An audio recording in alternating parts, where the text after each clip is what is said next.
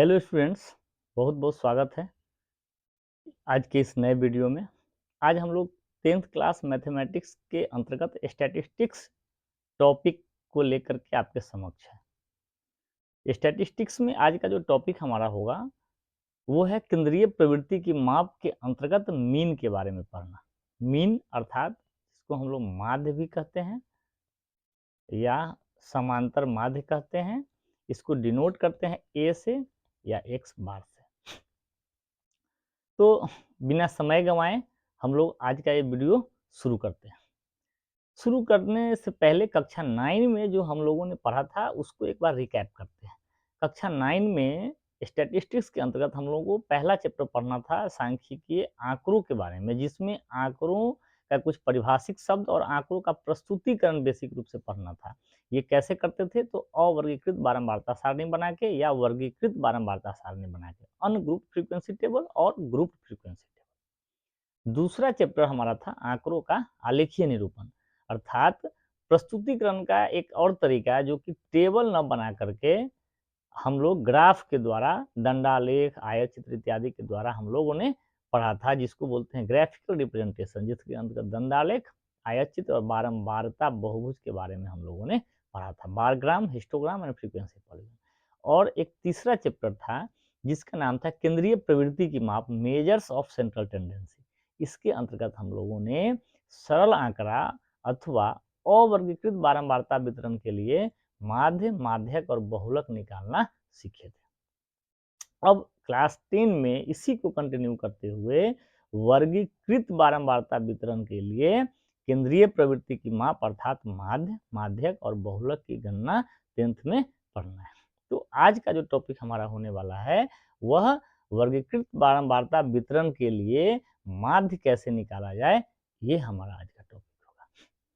ये टॉपिक शुरू करने से पहले मैं एक बार और बता दूं, हमने कई ऐसे विद्यार्थियों को देखा है जिन्हें माध्य के अंतर्गत 3 विधियां जनरली पढ़ना है। उन विधियों में काफ़ी कंफ्यूज होते हुए देखा है। उनको पता नहीं चलता है कि ये डायरेक्ट मेथड क्या है, एज्यूम्ड मीन मेथड कल्पित माध्य विधि क्या है और पग विचलन विधि क्या है, और तीनों का यूज कैसे करते हैं, कब करते हैं, कब किसका यूज नहीं करना होता है।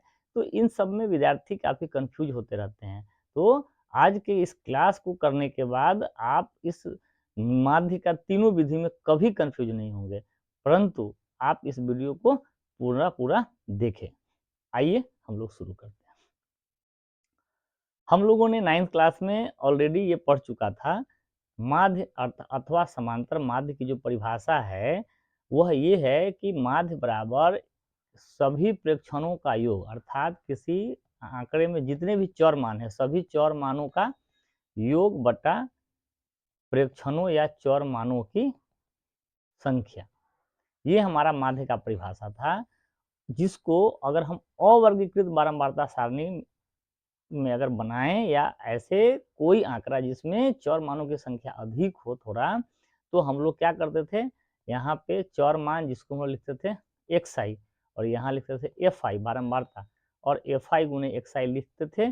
फिर हम लोग इस फार्मूले को यूज करते थे, A equal to sigma X I गुने F I equal to 1 to 1 divided by sigma F I equal to 1 to 1। तो यहाँ हम सबसे पहले ये बता दें कि sigma I equal to 1 to n X I जो है, इसको छोटे रूप में लिखने के लिए, क्योंकि कई बार इन चिन्हों को बार बार लिखना पड़ेगा, तो हम लोगों को इन सिंबल्स को अब छोटे या संक्षिप्त रूप में लिखेंगे। और ये जो i इक्वल टू 1 और टू n है, इसको न भी लिखे तो ये अंडरस्टूड माना जाएगा कि यह जितने भी पद है उन सारे पदों का योग है। तो अब हम लोग i equal to 1 to n जो है इसको नहीं लिखेंगे।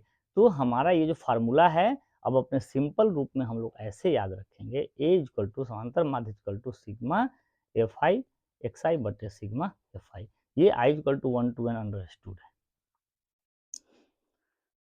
तो वर्गीकृत बारंबारता वितरण के लिए माध्य निकालना अब हम लोग सीखेंगे, जिसमें पहली विधि का चर्चा करेंगे जिसका नाम है प्रत्यक्ष विधि अर्थात डायरेक्ट मेथड। जानते हैं क्या होता है? हम लोग एक एग्जाम्पल पे विचार करते हैं। किसी स्कूल के कक्षा 10 के 30 विद्यार्थियों द्वारा गणित के एक पेपर में 100 में से प्राप्त किए गए अंक निम्नलिखित हैं। इस आंकड़े का माध्य हम लोगों को निकालना है। इस आंकड़े का माध्य निकालें। अब हम लोग देखते हैं कि इस आंकड़े में चर मानों की संख्या 30 है। अगर 2, 4, 5, 10 ही मान रहते तो सिंपल जो सरल आंकड़ा का फार्मूला होता है सभी प्रेक्षणों का योग बटा प्रेक्षणों की संख्या, इससे हम इसको हल कर देते हैं।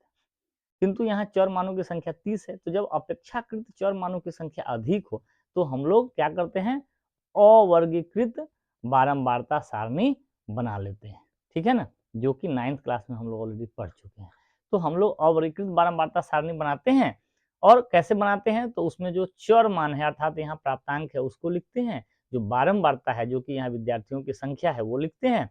फिर हम लोग सारे चर मान को एक टेबल में बनाते हैं, और अगला कॉलम में हम लोग एक नया टर्म लिखते हैं एफ आई गुने एक्स आई, और इन सबको जैसे ये 10 गुने 1, 20 गुने 1, ये सब हम लोग गुना करके लिख लेते। फिर क्या करते, सिग्मा एफ आई एक्स आई वाले कॉलम का योग निकाल लेते, और सिग्मा एफ आई उसका योग निकाल लेते, और ये फार्मूले में लगा देते सिग्मा एफ आई एक्स आई बटा सिग्मा एफ आई, तो ये 1779 बटा 30 कर देते, और इस प्रकार जो आता है ये हमारा समांतर माध्य हो जाता है। परंतु आप सोचिए कि एक स्टूडेंट है जो चाहता है कि नहीं, मैं इस आंकड़ा को वर्गीकृत बारंबारता सारणी में बनाऊं, उसे ये जो 30 जो चर मान है उसको सारे चर मान को 30 चर मान को लिखने के लिए बड़ा सा टेबल बनाना पड़ रहा है। ये इतना बड़ा सा टेबल हो रहा है, वह चाहता है कि इतना बड़ा टेबल मैं ना बनाऊं, वो चाहता है कि मैं इस आंकड़े को एक वर्गीकृत बारंबारता सारणी में बनाऊं और हमारा टेबल छोटा रहे, और इस आंकड़े और सॉरी इस बारंबारता सारणी का वो माध्य निकालना चाहता है। तो हो गया। अब हमारा जो फार्मूला होता है अरिथमेटिक मीन का, वो होता है sigma F I X I गुने एफ आई एक्स आई बटा सिग्मा एफ आई। अब अगर अवर्गीकृत बारंबारता सारणी होती थी उसमें ये एक्स आई तो आसानी से निकल जाता था, क्योंकि यहाँ इंडिविजुअल चर मान हम लोग लिखते थे।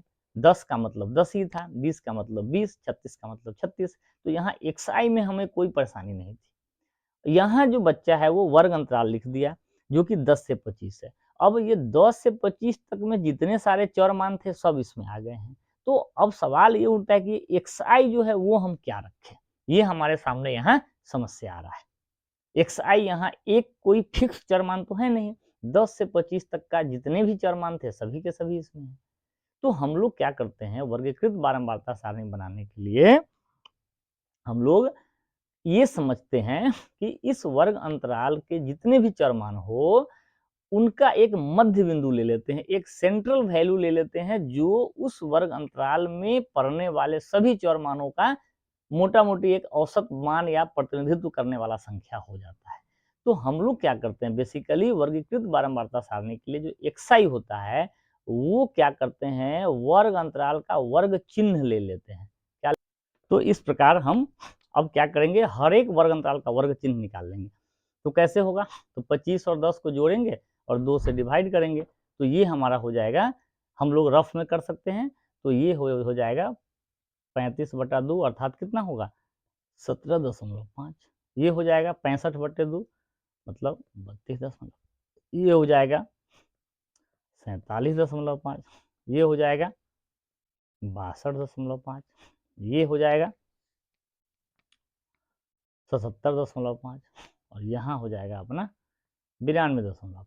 तो अब हमें एक्स आई मिल गया है और एफ आई तो हमारे पास है ही, तो हम लोग क्या करेंगे, अब एफ आई एक्स आई निकाल लेंगे, तो गुना करेंगे, तो यहाँ हो जाएगा 5 दूनी 10, 15, तो ये हो जाएगा 35। उसी हिसाब से यहाँ हमारा हो जाएगा, गुना करते चलेंगे, 3 5 15, 3 दूनी 6 1 7, 3 3 9, फिर करेंगे 7 5 35, 7 7 49, 3 52, 7 चौका 28, 5 33, फिर होगा 6 5 30, 6 दूनी 12, 3 15, और ये हो जाएगा 6 6 36 37, तो ये होगा, यहाँ हो जाएगा 6 5 30, 6 से 42, 3 45, 6 से 42 4 46, फिर यहाँ 6 5 30, 6 दूनी 12, 3 15, 9 6 54, 1 55। तो ये जो है अपना सिग्मा एफ आई एक्स आई निकल गया। अब हम लोग क्या करेंगे, इसको सावधानी पूर्वक जोड़ लेंगे, क्योंकि सिग्मा एफ आई एक्स आई निकालना है, अर्थात एफ आई एक्स आई जो भी वैल्यू है जितने भी पद तक हैं सबका योग। तो ये हो जाएगा 5 और 5 10, 10 का हो गया 0, 1 आ गया, है ना। तो यहाँ दशमलव था, दशमलव भी लिख देंगे 1, तो यहाँ 5 1 6, 6 7 13, 13 2 15, 15 5 20, 20 5 25, 25 5 30, 30 का भी 0। अब यहाँ 3 3 3 6, 6 9 15, 3 18, 18 7 25, 6 31, 31 5 36, 36 का हो जाएगा 6, 3 आएगा, आया तो 3 और यहाँ 3 3 6, 6 3 9, 9 4 13, 13 5 18। तो हमारा यहाँ सिग्मा एफ आई एक्स आई का जो वैल्यू आया वो 1860 आ गया, और सिग्मा एफ आई तो पता ही है, ये हमारा 30 है। अब हम लोग पुनः अपने इस पुराने फार्मूले पे आ जाएंगे, A equal to sigma F I X I अर्थात 1860 बटा सिग्मा एफ आई अर्थात ये 30। तो ये जो है अपना कट जाएगा, 3 छक्का 18, 3 6, ये हमारा माध्य जो है 62 आ जाएगा। तो आप देख सकते हैं कि प्रत्यक्ष विधि में हम लोग फार्मूला वही रहता है, परंतु एक्साई जो है, जो चर मान यहाँ तो इंडिविजुअल नहीं ले सकते हैं, तो वर्ग चिन्ह हम लोग ले लेते हैं, फिर हमारा काम बन जाता है। अब हम लोग इस विधि में एक बात और हम यहाँ चर्चा करना चाहेंगे कि अवर्गीकृत बारंबारता सारणी से जो माध्य का वैल्यू हमारा आ सकता था, जैसे यहाँ 1779 बटा 30 था, यहाँ जब अवर्गीकृत बारंबारता सारणी बना रहे थे तो 1779 बटा ये 30 था, तो इसका जो वैल्यू है ये हमारा आ जाएगा, हम 3 से इसको काटेंगे तो हो जाएगा 3 पचे 15, 2 आएगा तो 3 नमा 27 और ये 3 तिया 9 और यहाँ दशमलव, तो ये हमारा होता है 59.3। आप देखेंगे कि ये दोनों माध्य का वैल्यू बराबर नहीं आया, 59.3 आया और ये 62 आया।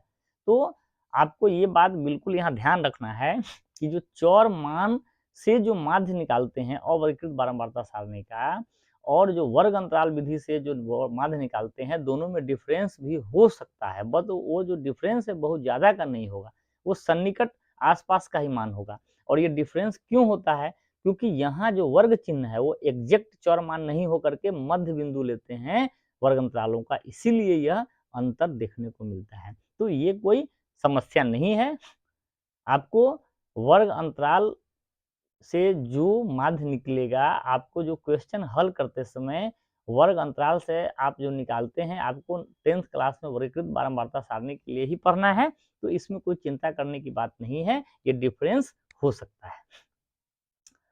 तो ये है हमारा प्रत्यक्ष विधि, डायरेक्ट मेथड। अब हम लोग चलेंगे दूसरे मेथड है एक, जिसका नाम है कल्पित माध्य विधि के द्वारा। कल्पित माध्य विधि के द्वारा माध्य कैसे निकालते हैं, तो पहले हम एक बैकग्राउंड में आते हैं। हमारा बैकग्राउंड यहाँ ये है कि जब प्रत्यक्ष विधि से हम माध्य निकाले हैं, तो आप देखे हैं कि यहाँ वर्ग चिन्ह पॉइंट्स में आया है, बड़ी बड़ी संख्याएं भी है, गुना करना हमारा ये सिंगल डिजिट था तो थोड़ा आसान हो गया है। अब सपोज कीजिए और यहाँ एक डबल डिजिट रहता, जैसे 26 रहता है, यहाँ पे 37 हो, इस टाइप का अगर रहता तो हमारा गुना का काम जो है काफी यहाँ कठिन हो सकता था। तो अब इस कठिनाई को दूर करने के लिए प्रत्यक्ष विधि में अगर कैलकुलेशन और नंबर्स जो है अगर बड़े बड़े हो, जिससे कैलकुलेशन में अगर दिक्कत हो रहा हो, तो इस दिक्कत को सॉल्व करने के लिए हम एक विधि के बारे में आ सकते हैं, एक विधि अपना सकते हैं, जिसका नाम है कल्पित माध्य विधि।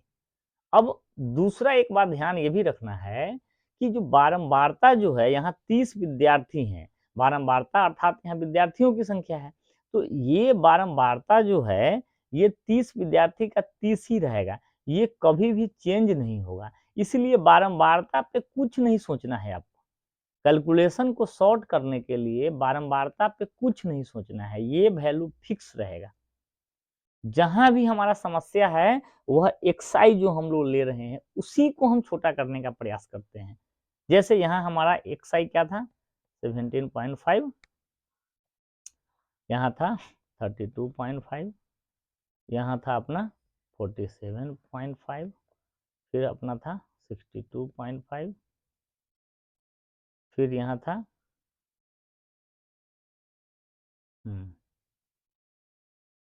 कितना 155, तो 170.5, फिर यहाँ हो जाएगा अपना 85 to 100, तो ये हो जाएगा 185, अर्थात 180 का कितना है 90 माने 92.5।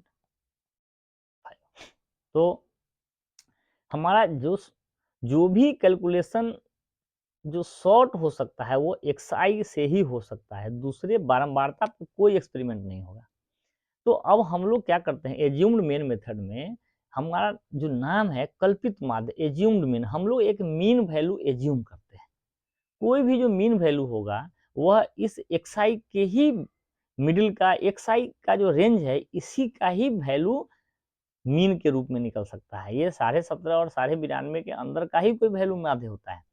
तो हम लोग क्या करते हैं, एक माध्य वैल्यू एज्यूम करते हैं। तो हमारा रेंज यहाँ 17.5 से 92.5 है। अगर ये ऑड हो, 1 2 3 4 5 6 न हो करके, अगर सपोज करते कि ये 5 ही रहता, तो 2 इधर से कट जाता, 2 इधर से कट जाता और ये एक वैल्यू मिडिल वाला वैल्यू मिल सकता था। लेकिन यहाँ 6 है तो यहाँ 2 वैल्यू मिडिल है।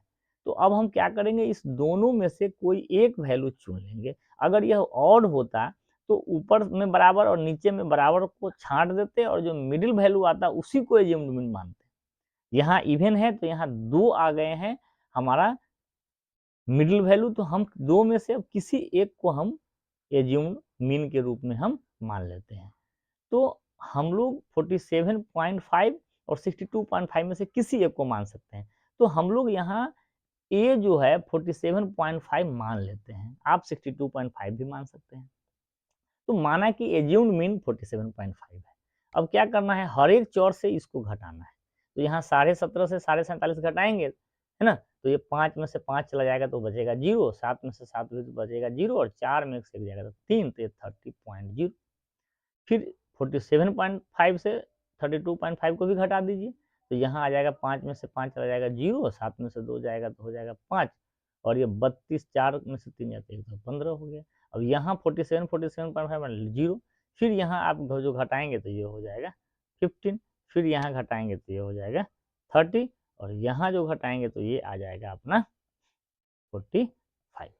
तो अब आप देखेंगे कि हमारा जो डी जब हम निकाले एज्यूम्ड मीन, और अच्छा यहाँ पे माइनस भी हो जाएगा, इसको भी ध्यान रखना है, एक्स आई माइनस ए है, अर्थात ये इस वैल्यू में से ये वैल्यू माइनस होगा तो ये माइनस आ जाएगा। अब हम देखते हैं ना कि हमारा दशमलव हट गया है ना, और यहाँ पे थोड़ा सा कुछ सरल वैल्यू आ गया। अब गुना करना आसान हो रहा है, 30 दूनी 60, यहाँ भी 15 तिया 45, फिर हमारा एफ आई और डी आई जो कर रहे हैं ना, तो यहाँ हो जाएगा ये 0, यहाँ हो जाएगा 90, यहाँ हो जा रहा है 30 छक्के 180 और यहाँ हो जा रहा है 56 36 चौका 24 और 3 27। तो कैलकुलेशन जो है हमारा ये दशमलव से हमारा छुटकारा मिला और थोड़ा सा आसान हो गया। अब हमारा जो ये 60 और जो 45 है ये तो माइनस में है और ये सब प्लस में है, तो ये एक साथ जुटेगा और यहाँ अलग अलग जुटेगा। तो हम लोग क्या करेंगे, सुविधा के लिए इसको एक और जोड़ देंगे तो ये हो जाएगा -105 और ये हो जाएगा अपना 0, 9 8 17 17 7 24 के 4 हाथ में 2 और 2 1 3 2 5, ये प्लस में आ गया। तो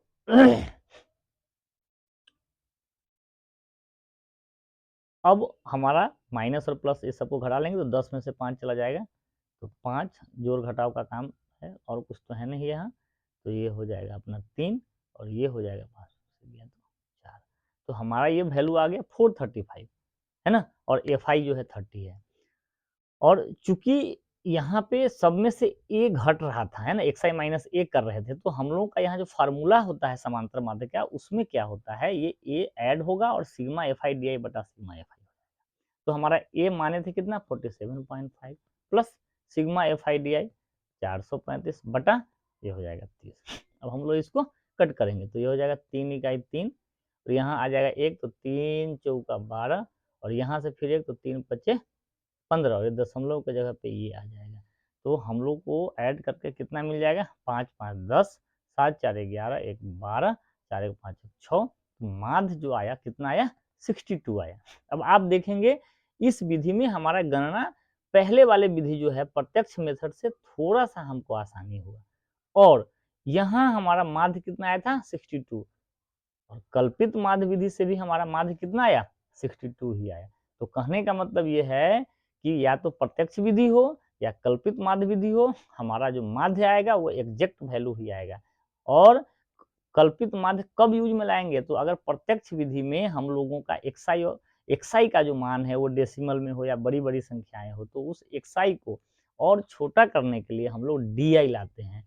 डीआई क्या होता है? तो डिफरेंस ऑफ एक्साई माइनस ये एज्यूम्ड मीन जो होता है कल्पित माध्य, तो वो हम लोग एक ले लेते हैं। तो आशा करता हूँ आप लोगों को ये कल्पित माध्य विधि आसान लगा होगा, कन्फ्यूजन भी थोड़ा-सा आप लोग का गया होगा।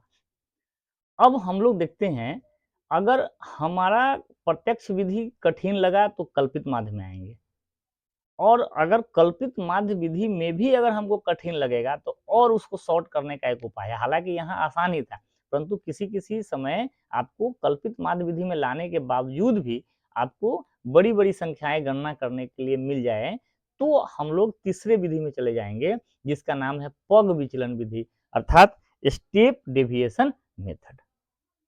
ये बिल्कुल कन्फ्यूज़ नहीं होना है, हम बहुत आसानी से आप लोगों को आसान तरीके से इसको समझा रहे हैं, आशा करते हैं आप लोग समझ रहे होंगे। तो सारणी तो वही है, वर्ग अंतराल बारंबारता, और एक्साई भी हमको पता ही है, एक्साई में कुछ चेंज तो होना नहीं है, जो कि वर्ग चिन्ह है यहाँ। ये है 32.5।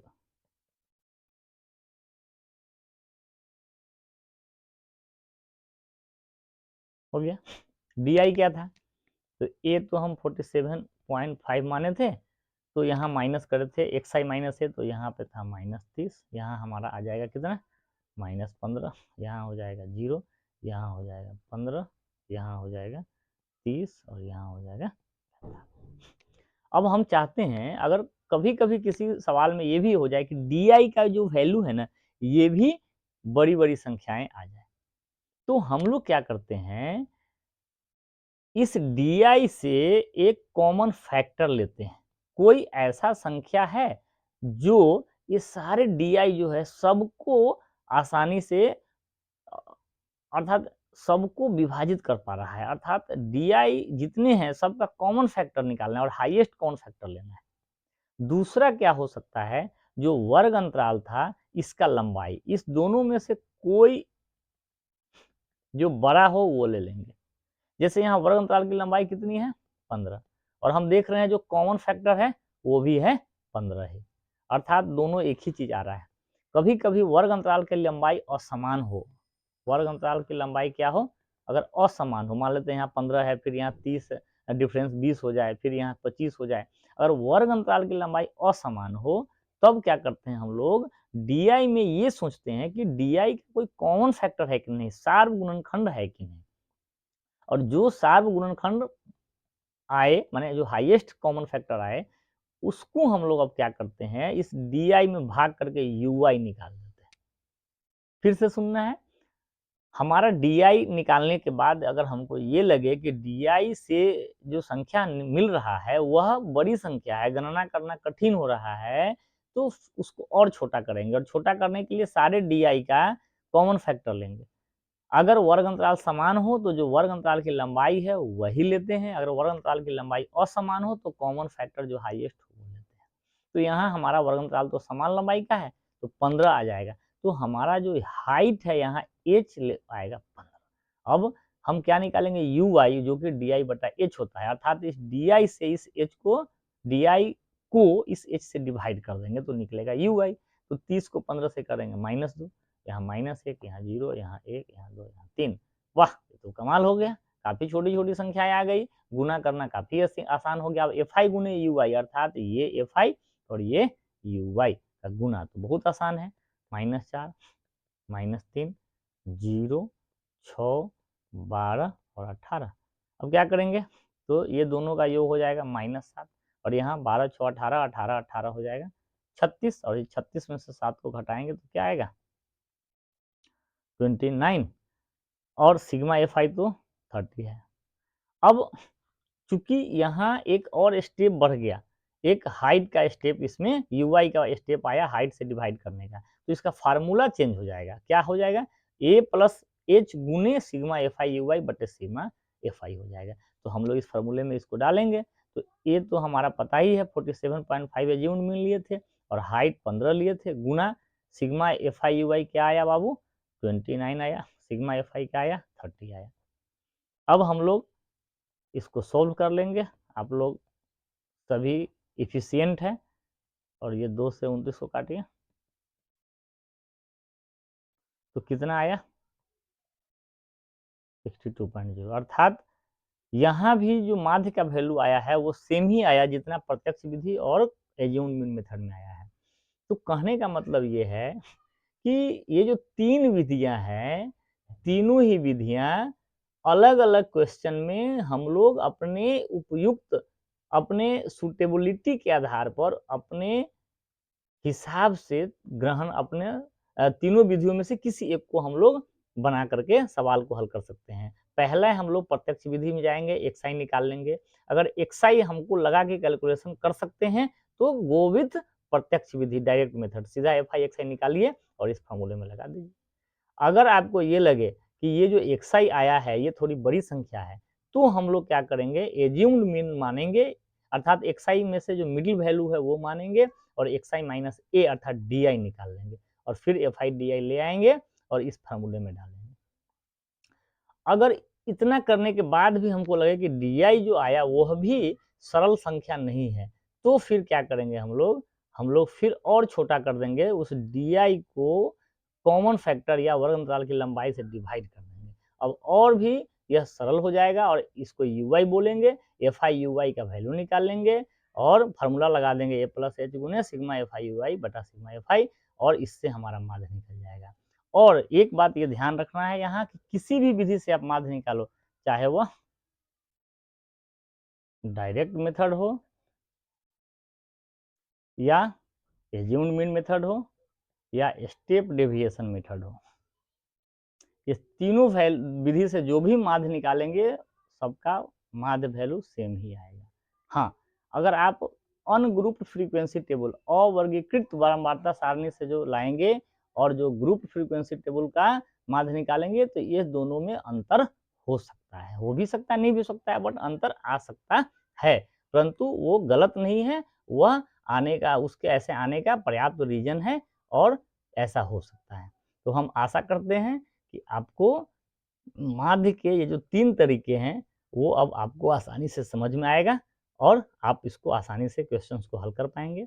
आप इस वीडियो को अगर पूरा देखे हैं तो हमारा अगला वीडियो भी बहुत जल्द आएगा, उसमें हम चर्चा करेंगे कि माध्य की जो 3 विधियां हैं ये तीनों में और क्या क्या समानता है, क्या दोनों का खामियां है, सब में क्या सबका पॉजिटिव ये है, कब किस विधि को यूज करना है, इसके बारे में हम और थोड़ा सा नोट आप लोगों को प्रोवाइड करेंगे। तो तब तक के लिए मिलते हैं, जुड़े रहिए हमारे इस चैनल नव सृजन क्लास के साथ और अपने ज्ञान को बढ़ाइए।